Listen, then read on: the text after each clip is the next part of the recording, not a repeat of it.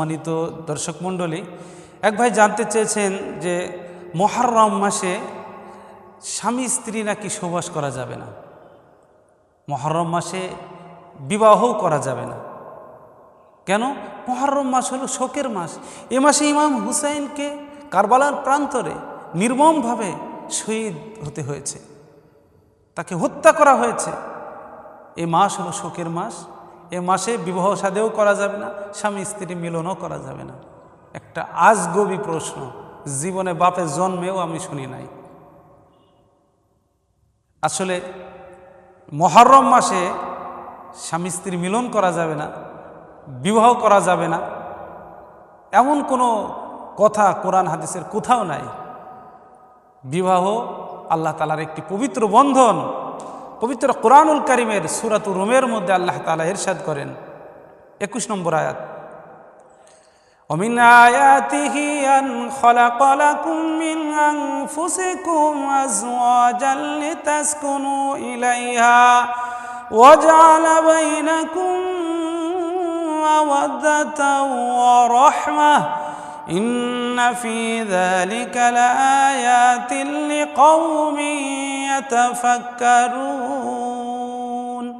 রব্বে কারীম আয়াতে বলছেন, আমার কুদরতি নিদর্শনের মধ্য থেকে এটিও একটি নিদর্শন যে আমি পুরুষ তোমাদের থেকে তোমাদের সঙ্গিনী সৃষ্টি করেছি, তোমাদের প্রশান্তির জন্য এবং তোমাদের একে অপরের মাঝে ভালোবাসা, মহাব্বত, দয়া আমি সৃষ্টি করে দিয়েছি। নিশ্চয় যারা চিন্তাবান তাদের জন্য এর মধ্যে নিদর্শন রয়েছে। তাহলে স্বামী স্ত্রীর এই বন্ধন হলো পবিত্র বন্ধন। আপনি আপনার স্ত্রীকে যখন ইচ্ছা তখন ব্যবহার করতে পারবেন। স্বামী স্ত্রীর মিলন মুহররম মাসে বাধা নাই। পবিত্র কোরআনুল কারীমের সূরাতু বাকারার 223 নম্বর আয়াতে আল্লাহ তাআলা ইরশাদ করেন, নিসাউকুম হারসুল লাকুম ফাতু হারসাকুম আন্না শিতুম।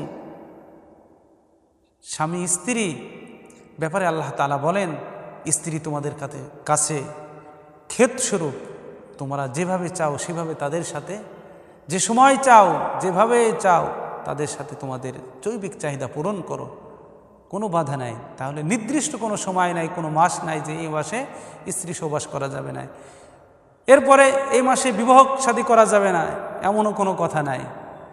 বিবাহ শাদীর মাস আল্লাহ তাআলা আম করে দিয়েছেন, যে কোনো সময় যে কোনো মাসে বিবাহ করা যাবে। তবে শাওয়াল মাসে বিবাহ করাটা সুন্নাহ। শাওয়াল মাসে আপনি বিবাহটা করতে পারেন, বাকি অন্যান্য মাসে করা যাবে না তা না। মুহররম মাসেও বিবাহ করা যাবে, মুহররম মাসেও স্বামী স্ত্রী জৈবিক চাহিদা পূরণ করা যাবে, কোনো বাধা নাই। এই জাতীয় যে সকল কথাবার্তা আমরা শুনি এগুলি উদ্ভট কথা।